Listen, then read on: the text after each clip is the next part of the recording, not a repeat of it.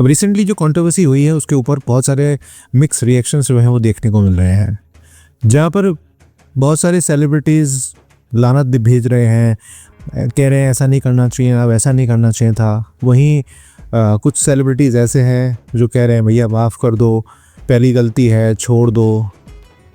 खैर ये सेलिब्रिटीज़ का अपना एक सोच हो सकती है, लेकिन मैंने इसी रिसर्च आज की और मैंने बहुत सारे ऐसे इंस्टाग्राम पे रील्स भी देखे जो बहुत बड़े बड़े क्रिएटर्स के थे। यूट्यूब पे भी बहुत सारे लोगों ने सपोर्ट पे वीडियोस बनाई है, विच इज़ फाइन, कोई ऐसी इशू नहीं है। आपकी ओपिनियन मेरी ओपिनियन से अलग हो सकती है, बट कुछ बातें जो सेंसलेस थी वो मैं यहाँ पर बात करना चाहता हूँ।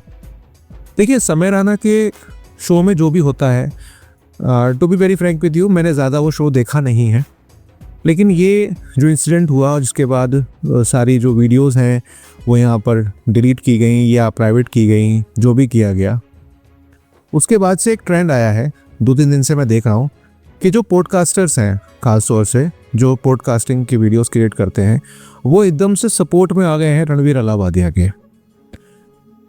To be very frank with you, Ranveer Allahbadia के जो एपिसोड्स थे अपार्ट फ्रॉम दिस इंसिडेंट वो काफ़ी बढ़िया थे, और जो इतनी बड़ी बड़ी सेलिब्रिटीज़ को कहीं ना कहीं अपने शो में लेकर आता है वो इतना ख़राब नहीं हो सकता।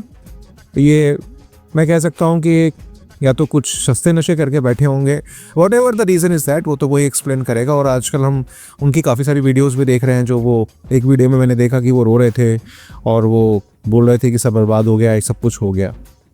बुरा तो लगता है, कई बार हम गलतियां कर देते हैं, लेकिन उन गलतियों का हमें एहसास नहीं होता कि हमने कितनी बड़ी गलती करी है। बट मुझे ऐसा लगता है कि करंट सिचुएशन में लोग रणवीर अलाहाबादिया के अपने खिलाफ नहीं है जितना खिलाफ वो इस शो के अगेंस्ट है, यानी कि समय रैना के शो के अगेंस्ट है। क्या समय रैना ने अपने जो शोज़ थे उसको हटा दिया है। जैसे मैं कह रहा था आपसे कि पॉडकास्टर्स जो हैं बड़ा डर के माहौल में हैं, और वो पॉडकास्टर ज़्यादा डर के माहौल में हैं जो कुछ इस तरह के का कंटेंट बनाते हैं या कुछ ऐसे पॉडकास्टिंग करते हैं जो कंट्रोवर्शियल होती है। बड़े बड़े चैनल्स हैं जिन्होंने सपोर्ट में वीडियो बनाई है, सपोर्ट में रील्स बनाई है, नो डाउट अच्छी बात है, आप बना सकते हो, कोई ऐसी इशू नहीं है उसमें। बट आप जो लॉजिक दे रहे हो ना, वो लॉजिक मुझे समझ नहीं आई। एक पॉडकास्टर, बहुत बड़ा पॉडकास्टर है, उसका मैं सुन रहा था, वो बोलता है कि एक शो को ख़त्म करने से क्या हो जाएगा, क्या रेप कम हो जाएंगे, हवा साफ़ हो जाएगी, पानी साफ़ हो जाएगा, लोगों को नौकरियां मिल जाएंगी।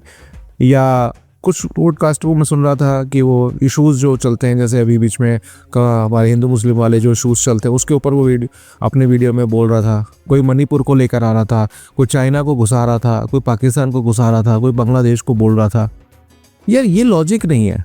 अगर आज की डेट में एक शो बंद हुआ है या एक क्रिएटर के ऊपर प्रॉब्लम आई है, और हाँ, उसमें एक चीज़ और बड़ी इंटरेस्टिंग थी, एक बंदे ने बोला कि समय रैना जो है वो अपने बलबूते पे बना है और ये है और वो है। तो यार एक बात बताओ, यूट्यूबर जितने भी हैं, आप एग्री करेंगे नहीं करेंगे आप मुझे कमेंट करके बताना, जितने भी यूट्यूबर्स हैं क्या वो किसी की कॉपी करके आते हैं? हर एक यूट्यूबर जो मिलियंस में है, हर एक यूट्यूबर जो हज़ारों में है, वो खुद मेहनत करता है और मेहनत करके आगे बढ़ता है। अब यूट्यूब का जो गेम है वो कुछ लक फैक्टर पे भी डिपेंड करता है, मैं ये मानता हूँ।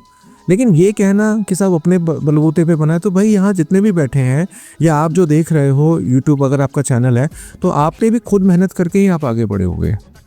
अब बात आती है उस पॉइंट की कि जो वो पॉइंट अपनी वीडियो में कह रहे हैं कि साहब वो फलाना जो है, मतलब कंपैरिजन जो वो कर रहे हैं, मुझे नहीं लगता कि ये कंपैरिजन करना सही है। एक शो है जो सोशल मीडिया पर आता है, जिसकी वाइड रेंज है और वो वर्ल्ड में जाता है। अगर उसके खिलाफ कोई कार्रवाई हुई है, उसके खिलाफ अगर लोग हैं, तो कुछ तो लॉजिक होगा ना खिलाफ होने के। कुछ लोगों का मानना है कि साहब वो कम बैक करेगा, बिल्कुल करना चाहिए कम बैक, रुकना नहीं चाहिए, आगे आना चाहिए, बट एक लिमिटेशन में आना चाहिए। अगर आप लिमिट से बियॉन्ड जाओगे तो आपका हाल यही होगा जो इसका हुआ। और अगर सपोज करो कि इस शो के ये सारा शो निकल जाता और इस शो के बाद कोई बवाल नहीं बचता या इस शो पे कोई कार्रवाई नहीं होती, तब भी तो आप यही बोलते कि गवर्नमेंट बेकार है। तब भी तो आप यही कहते हैं गवर्नमेंट ऐसे लोगों का कुछ नहीं करती है। अब गवर्नमेंट कुछ कर रही है, प्रशासन कुछ कर रहा है, तब भी आपको दिक्कत है। दिक्कत पता है क्या है? दिक्कत यह है कि आपको डर लग रहा है। आपको डर लग रहा है कि जो उसके साथ हुआ कल को आपके साथ भी हो सकता है, क्योंकि आप भी उसी थाली के बैगन हो। जिस तरह से वो लोग वीडियोस को क्रिएट करते हैं, जिस तरह से वो गंदगी दिखाते हैं, उसी तरह से गंदगी तुम लोग भी दिखाते हो। इसलिए तुम्हारी फटी पड़ी है, तुम्हारी हालत ख़राब है कि अगर कल को ऐसा कुछ हुआ तो हमारे साथ क्या होगा।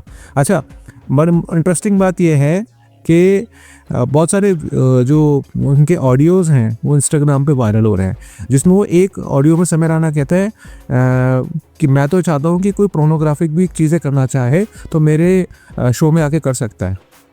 एक ऑडियो में वो कहता है कि बच्चे बिगड़ते हैं तो मेरी जिम्मेदारी थोड़ी है, ये तो उनके पेरेंट्स की दिक्कत है। और एक उदाहरण देता है वो कि अगर किसी स्कूल के आगे सिगरेट की रेडी लगती है तो उसमें मेरी क्या कमी है। कुछ इस तरीके का है, मुझे एग्जैक्टली याद नहीं आ रहा। तो जिस आदमी का माइंडसेट ऐसा है, जो इतना सब कुछ होने के बाद भी उसके कोई मतलब कुछ नहीं आ रहा, और वो क्या कर रहा है अपने इंस्टाग्राम पे भी वो दूसरों की क्लिप उठा के डाल रहा है, उसके बाद खुद के पास कुछ कहने को नहीं है। बस विडम्बना हमारे देश की यह है कि हम लोग ऐसे लोगों को ऊपर बैठाते हैं, ऊपर खड़ा करते हैं, और मुझे समझ नहीं आता कि ऐसे लोगों को क्यों तो केबीसी में बुलाया जाता है और क्यों उनको क्रिएटर ऑफ द ईयर जैसे अवार्डों से नवाजा जाता है। मेरी सिंपल सी रिक्वेस्ट यही है कि चाहे रणवीर अलाहाबादियाँ हैं, चाहे वो समय रैना है, चाहे वो पहले AIB के लोग होते थे जिनका बड़ा बुरा हाल हुआ बाद में, ऐसे लोगों को ज़्यादा पॉपुलैरिटी नहीं मिलनी चाहिए और इनको कभी भी अवार्ड्स नहीं देने चाहिए, और अवार्ड्स अगर दिए हैं तो वापस लेने चाहिए। मैं डिमांड करता हूँ इस वीडियो के माध्यम से कि जो क्रिएटर ऑफ द ईयर का अवार्ड लास्ट ईयर दिया गया था उसको वापस लिया जाए, क्योंकि वो उस अवार्ड की एक तरीके से कहूँगा अपमान है। बाकी आपकी अपनी ओपिनियन है, आप अपनी ओपिनियन रख सकते हैं, बट एक लिमिटेशन में रख सकते हैं। अच्छा, इसमें एक चीज़ अपडेट मैं यूट्यूब की तरफ से देता हूँ। रिसेंटली क्या हुआ कि बहुत सारे ऐसे क्रिएटर्स के वीडियोस को अब लोगों ने रिपोर्ट करना शुरू कर दिया है।